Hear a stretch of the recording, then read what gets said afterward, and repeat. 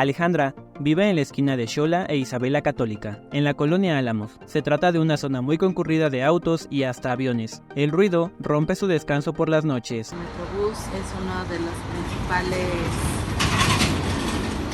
ruidos. También en las horas nocturnas son los trailers que ya empiezan a circular con más frecuencia.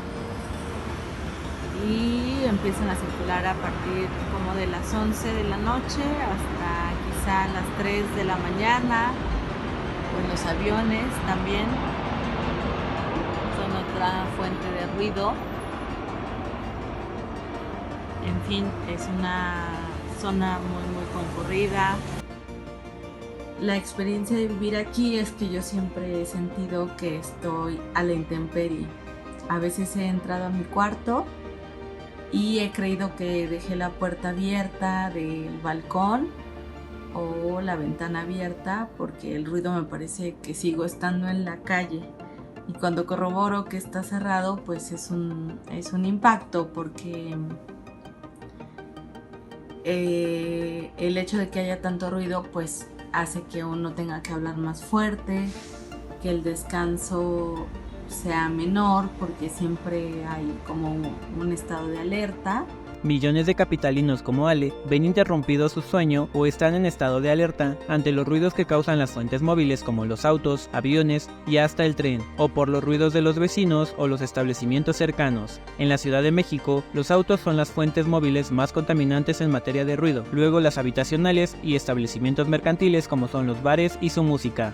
Así lo explica el Dr. Santiago Pérez Ruiz, investigador de acústica y vibraciones del Instituto de Ciencias Aplicadas y Tecnología de la UNAM. El número de automóviles o de movilidad ha aumentado, y aunque hay controles muy estrictos en la producción de los mismos autos, se cancelan estas posibilidades porque el número de vehículos incrementa.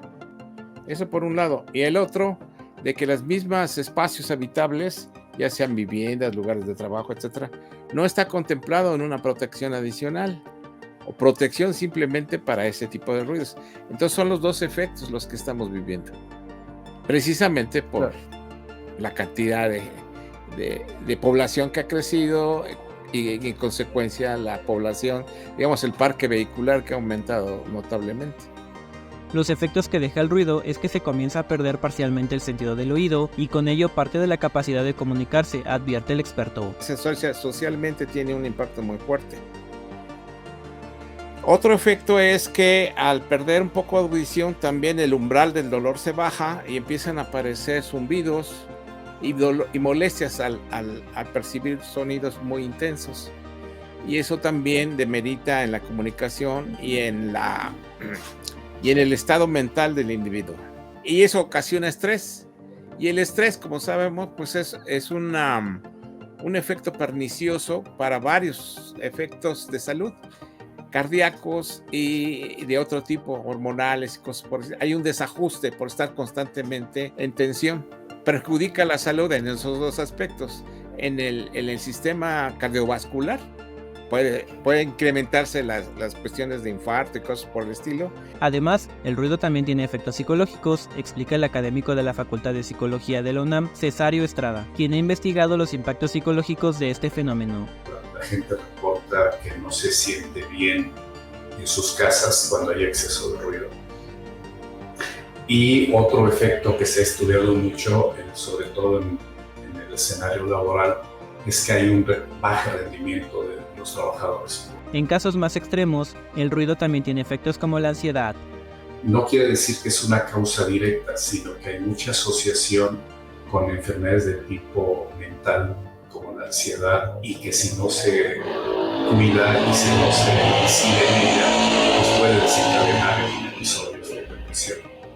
El exceso de ruido y su impacto en la calidad de vida de los capitalinos ha generado la organización de movimientos para alertar al respecto. Jimena de Gortari es una activista quien vive cerca de la esquina de San Fernando e Insurgentes, una zona donde por el exceso de autos, el ruido a veces impide platicar. Justamente en esta esquina en donde estamos hay fuentes móviles que son todo lo que tiene que ver con el tráfico rodado. Quizá podamos escuchar algún avión que pase por aquí, los helicópteros que llegan a las oficinas cercanas, pero también, bueno, la gente que pasa, el comercio ambulante, en fin, digamos, el sonido propio, todos se suman y ese es el ruido del conjunto. Entonces, ese segundo contaminante ambiental lleva ya mucho tiempo en las ciudades, porque lo malo es que es un mal, digamos, silencioso, que lamentablemente no se ve en el cuerpo literalmente. O sea, te das cuenta cuando muchas veces ya no tiene solución, ¿no? A pesar de los impactos en la salud y de que el ruido ya se convirtió en la segunda causa de quejas ante la Procuraduría Ambiental y del Ordenamiento Territorial, también el segundo motivo de conflicto entre las personas. Según el INEGI, México va rezagado en cuanto a su atención para disminuirlo y atender la salud de las personas afectadas. La OMS tiene estudios sobre las poblaciones grandes y las consecuencias que hay en la salud por el ruido. Estas enfermedades son muy costosas de tratamiento.